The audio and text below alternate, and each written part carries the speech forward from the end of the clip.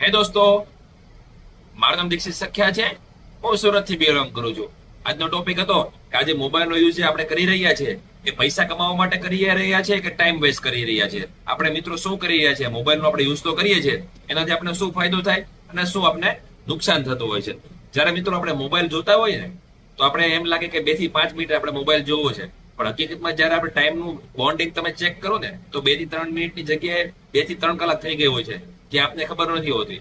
આજના ટાઈમમાં લોકો મિત્રો એવા છે જે મોબાઈલનો યુઝ પૈસા કમાવા માટે કરી રહ્યા છે અને લોકો ટાઈમ પણ વેસ્ટ કરી રહ્યા છે. આપણે મિત્રો જોવાનું છે કે આપણે જે યુઝ કરી રહ્યા છીએ એ શેના માટે યુઝ કરીએ છીએ.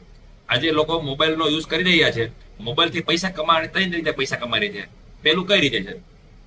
તો પહેલું છે કન્ટેન્ટ ક્રિએશન, કે જેમાં શું આવે છે, યુટ્યુબ ઉપર તમે વિડીયો બનાવો, રીલ બનાવો, આ બધી વસ્તુઓથી લોકો પૈસા કમાઈ રહ્યા છે. સેકન્ડ છે તમે તમારા સ્કિલ ઉપર કામ કરો, એટલે કે એજ્યુકેશન વસ્તુ છે એની ઉપર છે, વિડીયો તમે ક્રિએશન કરો છો અથવા એડિટિંગનું કામ કરો, આમાં તમે પૈસા કમાઈ શકો છો. આ ઉપરાંત થર્ડ વન છે કયું છે કે તમે આજે મોટિવેશનલ જે મોટો વિડીયો બનાવે છે એની ઉપર લોકો તમે સ્કિલ શીખવાડે છે કે વિડીયો કઈ રીતે બનાવવા. આ ઉપરાંત અલગ અલગ બહુ બધા એજ્યુકેશનના અલગ પર્પસ હોય છે. આ બધી વસ્તુ તમે વિડીયો બનાવો તો અહીં ઉપર કામ કરો ને 100% તમને ઇમ્પ્રુવમેન્ટ થતું હોય છે. જો તમે આપણે જે ટાઈમ વેસ્ટ કરીએ છીએ જે આપણે ટાઈમ વેસ્ટ ના કરવો જોઈએ, એના માટે આપણે શું કરવું જોઈએ? તો આપણે એવું એક બાઉન્ડ્રી આપણે સેટ કરીએ કે આપણે મનોરંજનને માત્ર 1 કલાક જ આપશી કે અડધી કલાક આપશી, તો આપણે ખ્યાલ આવતો હોય છે કે આપણે શું કરવાનું છે. અને આપણો ટાઈમની એક ડ્યુરેશન હોય છે મોબાઈલ યુઝ કરવાની અને મોબાઈલ વાપરવાની. આ પર આપણે વાત કરીએ. જો તમે મોબાઈલ તમારા કામને જો તમે ડિજિટલ નથી લઈ ગયા તો તમે હજી લોકો બહુ પાછળ છો. એટલે કે શું, આજે શરૂઆતના ટાઈમમાં મિત્રો એવું હતું કે આજે મોબાઈલમાં તમે જાહેરાત તમે જોવો છો, એ જાહેરાત પહેલા ટેમ્પલેટમાં આવતી. હાલના ટાઈમમાં ડિજિટલ યુગમાં કેવું છે, એ આજે સોશિયલ મીડિયા થતા શું થયું, ફાયદો થયો છે, આજે રીલ દ્વારા લોકો જાહેરાત કરતા હોય છે અને within a second, within a મંથમાં તમે બહુ બધા ક્રાઉડ સુધી તમે ઓછા બજેટ સુધી પહોંચી શકતા હોય છે. તો તમારે તમારા કામને પહેલા તો શું કરવાનું છે, તો પહેલા તમારે તમારા કામને ડિજિટલ લઈ જવાનું છે.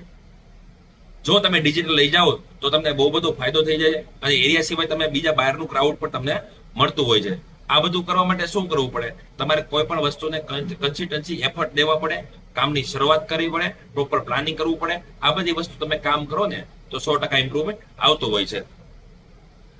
આ ઉપરાંત વાત કરીએ કે જો તમે તમારા સ્ક્રીન ટાઈમને તમે ઓછો કરો ને, ક્યારેક આપને એવું થતું હોય છે કે આપણો સ્ક્રીન ટાઈમ તો બહુ ઓછો છે, માનો કે અડધી કલાકનો જ છે, પણ હકીકતમાં જ્યારે તમારો સ્ક્રીનનો તમે મોબાઈલમાં તમે ચેક કરો ને તો તમને પ્રોપર આઈડિયા આવે કે આપણો સ્ક્રીન ટાઈમ તો આપણે 10 થી 15 મિનિટનો સમજી છે, પણ આપણો 2 થી 3 કલાકનો સ્ક્રીન ટાઈમ છે. આ બધું ઓછો કરવો પડે, કામમાં ફોકસ કરવું પડે. આ બધી વસ્તુ તમે કરો ને તો તમારે ઇમ્પ્રુવમેન્ટ આવતું હોય છે.